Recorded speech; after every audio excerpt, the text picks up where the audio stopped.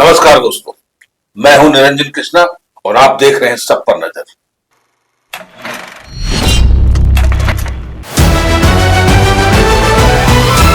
Bharatiya Janata party द्वारा पूरे झारखंड में राज्य सरकार के खिलाफ प्रखंड मुख्यालयों के समक्ष जोरदार आक्रोश मार्च निकाला गया।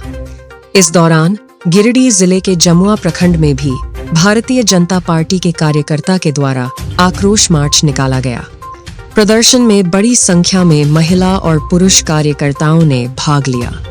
सैकड़ों की संख्या में मौजूद भाजपा कार्यकर्ताओं ने झारखंड सरकार पर भ्रष्टाचार, विकास कार्यों में अनियमितता और जनता की समस्याओं की अनदेखी करने का आरोप लगाया। आक्रोश मार्च के दौरान कार्यकर्ताओं ने सरकार विरोधी नारों के साथ प्रदर्शन किया और राज्य सरकार के खिलाफ अपना रोष व्यक्त किया। मार्च में शामिल नेताओं ने कहा कि वर्तमान झारखंड सरकार हर मोर्चे पर विफल साबित हो रही है और आम जनता भ्रष्टाचार तथा प्रशासनिक लापरवाही से परेशान है। इस अवसर पर ग्रामीण जिला अध्यक्ष महेंद्र वर्मा, पूर्व विधायक शुक्र रविदास, राजेंद्र राय, अशोक सिंह तथा प्रखंड अध्यक्ष बाल गोविंद यादव मुख्य रूप से उपस्थित रहे।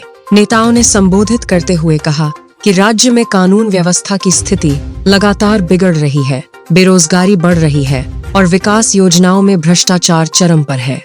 नेताओं ने कहा कि भारतीय जनता पार्टी जनता की आवाज बनकर सड़क से लेकर सदन तक संघर्ष करती रहेगी। उन्होंने चेतावनी दी कि यदि राज्य सरकार जनता की समस्याओं का समाधान नहीं करती है तो आने वाले दिनों में आंदोलन और तेज किया जाएगा।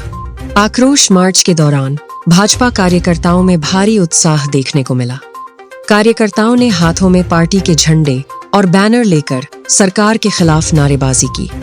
कार्यक्रम शांतिपूर्ण तरीके से संपन्न हुआ, लेकिन पूरे प्रदर्शन के दौरान प्रशासन भी पूरी तरह सतर्क नजर आया। भाजपा नेताओं ने कहा कि ये आंदोलन सिर्फ एक राजनीतिक कार्यक्रम नहीं, बल्कि जनता के हक और अधिकार की लड़ाई है। उन्होंने दावा किया कि राज्य की जनता अब परिवर्तन चाहती है और आने वाले समय में इसका जवाब लोकतांत्रिक तरीके से देगी। जितने भी गठबंधन के हैं, जुमले बातों की ये सरकार है, वो आपको बता देंगे या तो आप एक अंचल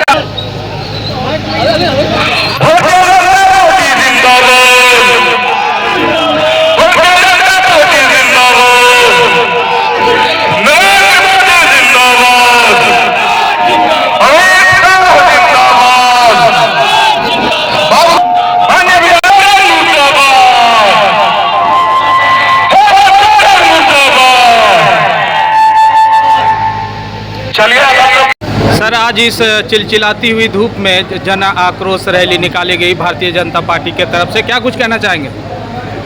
आज प्रदेश नेतृत्व के निर्देशानुसार गिरिडीह जिला के सभी प्रखंड मुख्यालयों में हम किसानों की समस्या को लेकर के भारतीय जनता पार्टी आज एक आक्रोशपूर्ण धरना प्रदर्शन करने का काम कर रही है।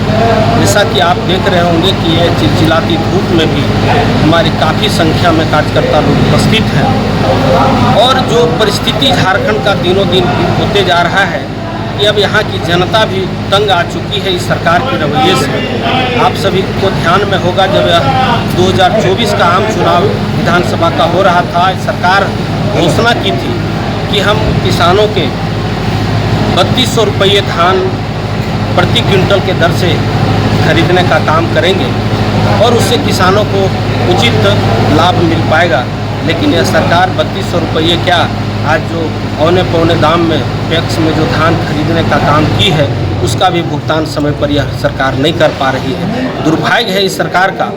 आप देखे होंगे किसानों का जो 50,000 रुपया ऋण माफ़ी की बात थी, वहाँ से बढ़ा करके सरकार 2 लाख रुपया तक का किया था कि हमारी सरकार बनी तो किसानों का 2 लाख रुपया तक का ऋण हम माफ़ करेंगे।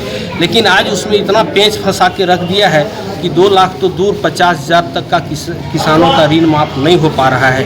आज इस वर्ष अति ओलावृष्टि के कारण किसानों का जो जेठुआ फसल होता था, जिसके माध्यम से किसान अपना जीविकोपार्जन करने का काम करती थी, आज वो भी सब नष्ट हो गया है। सरकार का ध्यान नहीं है कि हम किसानों को कुछ राहत देने का काम करें। आप सभी को ध्यान में होगा कि हमारी सरकार जिस समय इस प्रदेश में रघुवर दास के नेतृत्व में चल रही थी, उन्होंने मुख्यमंत्री कृषि आशीर्वाद योजना चलाने का काम किया था, लेकिन यह सरकार बनते ही किसानों को जो एक राहत और एक लाभ जो देने का काम करती थी, उसको इन्होंने बंद करने का काम किया है। तो यह सरकार कुल मिलाकर किसान विरोधी सरकार है।